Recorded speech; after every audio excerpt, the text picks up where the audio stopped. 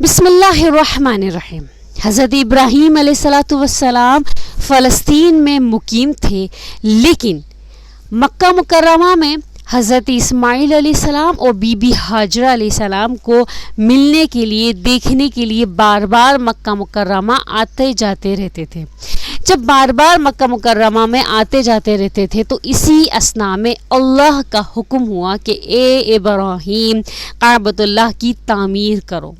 تو حضرت ابراہیم علیہ السلام نے اس کا تذکرہ اپنے بیٹے حضرت اسماعیل علیہ السلام سے کیا، اور دونوں باپ بیٹوں نے مل کے کعبۃ اللہ کی تعمیر شروع کی۔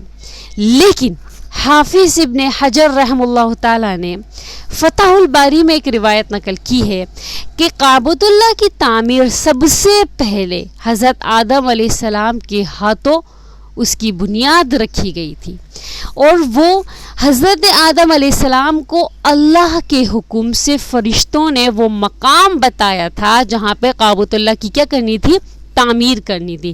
لیکن کئی ہزار سالوں کے بعد کعبۃ اللہ کا نشان کیا ہو گیا، مٹ گیا، لیکن ایک زمین کا ٹکڑا ابھری ہوئی شکل میں موجود تھا۔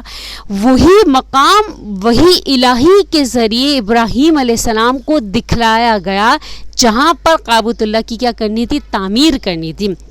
تو حضرت ابراہیم علیہ السلام اور حضرت اسماعیل علیہ السلام نے اس مقام کو، اس ٹیلے کو، اس زمین کے ٹکڑے کو کھودنا شروع کیا، تو ماضی کی بنیادیں نظر آئی، اور اسی بنیاد پر کعبۃ اللہ کی تعمیر کیا کر دی، شروع کر دی۔ قرآن مجید میں اللہ رب العزت ارشاد فرماتا ہے کہ بلا شبہ انسانوں کے لیے خدا پرستی کا مرکزی گھر بنایا جو مکے میں ہے، برکت والا ہے، اور تمام جہانوں کے لیے کیا ہے، ہدایت ہے۔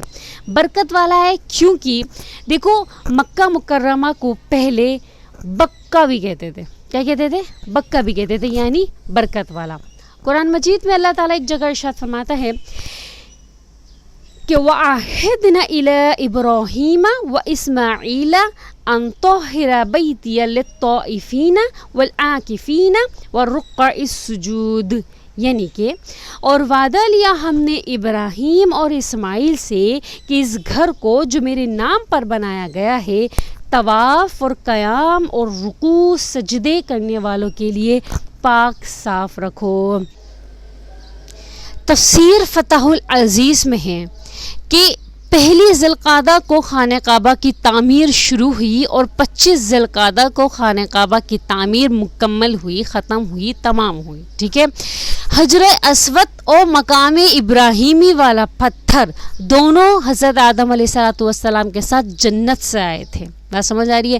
مقام ابراہیمی والے پتھر پر حضرت ابراہیم علیہ السلام کے قدموں کے نشان منقش ہو گئے ہیں۔ مقام ابراہیمی والے پتھر اور حجر اسود کو روز محشر میں آنکھ، زبان اور لب دیے جائیں گے کہ وہ بلند آواز میں نماز، طواف، حج وغیرہ کی گواہی دیں گی، ٹھیک ہے۔ جب خانہ کعبہ کی تعمیر مکمل ہو گئی تھی تو مقام ابراہیمی والے پتھر پر حضرت ابراہیم علیہ السلام ہر سال اس پر کھڑے ہو کر حج کا اعلان کرتے تھے، ٹھیک ہے۔ اب بات آتی ہے مقام ابراہیمی والے پتھر کو حضرت ادریس علیہ السلام نے طوفان نوح کی ڈر کی وجہ سے کوہ ابو قبیس میں چھپا کر دفنا دیا تھا۔ جب حضرت ابراہیم علیہ السلام خانہ کعبہ کی دیوار کو بلند کرنے لگے تو حضرت ابراہیم علیہ السلام نے حضرت اسماعیل علیہ السلام سے کہا کہ مجھے ایک ایسا پتھر لا کے دو کہ جس کی وجہ سے میں اس پر کھڑے ہو کر خانہ کعبہ کی دیوار کو بلند کر سکوں۔ تو حضرت اسماعیل علیہ السلام ایک پتھر تلاش کرنے کے لیے نکل گئے، تو حضرت جبریل علیہ السلام کا نزول ہوا، اور انہوں نے کہا کہ چلو میں تمہیں ایک جگہ بتاتا ہوں جہاں سے تمہیں وہ پتھر ملے گا۔ تو حضرت جبریل علیہ السلام حضرت اسماعیل علیہ السلام کو کوہ ابو قبیس میں لے گئے، اور حضرت اسماعیل علیہ السلام نے اس کو کھودا، تو اس میں سے مقام ابراہیمی والا پتھر اور حجر اسود نکلا۔ حضرت اسماعیل علیہ السلام کو جبریل علیہ السلام نے کہا کہ یہ پتھر ابراہیم علیہ السلام کو دے دو، اور یہ حجر اسود خانہ کعبہ کے کونے پر نصب کر دینا کہ جس پر حج کرنے والے اس کو بوسہ دیں گے اور طواف کریں گے. لیکن حضرت جبریل علیہ السلام حضرت اسماعیل علیہ السلام کے ساتھ ہی اس مقام پر پہنچے اور وہ مقام دکھایا ابراہیم علیہ السلام کو کہ جہاں پر حجر اسود کو نصب کرنا تھا. ٹھیک ہے. پھر حضرت ابراہیم علیہ السلام مقام ابراہیمی والے پتھر پر کھڑے ہو کر خانہ کعبہ کی دیوار کو بلند کرتے تھے، اور اس پتھر کا یہ معجزہ تھا کہ جتنی بلند دیوار ہوتی چلی جاتی تھی خانہ کعبہ کی، وہ پتھر بھی اتنا ہی بلند ہوتا چلا جاتا تھا. سبحان اللہ. تو وہ اسی وجہ سے وہ پتھر مقام ابراہیمی والا پتھر جو ہے اس کو مقام ابراہیمی بھی کہا جاتا ہے. ٹھیک ہے.